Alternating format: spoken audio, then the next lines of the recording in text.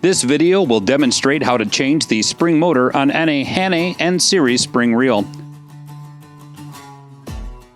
An important safety note: you must make sure all tension from the spring has been removed before starting to avoid injury.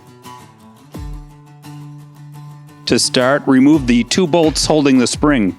Note, there may be 2 to 4 bolts, depending on your reel model. When the lower bolts are removed, a spacer may fall from behind the spring. Be sure to save the spacer and all hardware to reinstall. Carefully remove the spring by sliding it off the center shaft.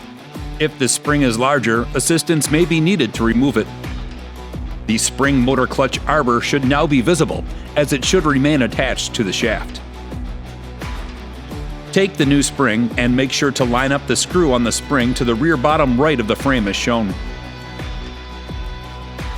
Position the new spring onto the reel.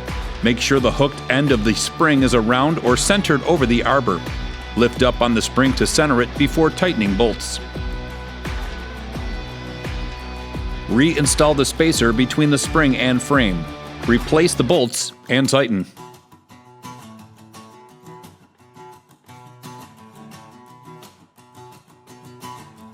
Lastly, replace the dust cover provided with your spring.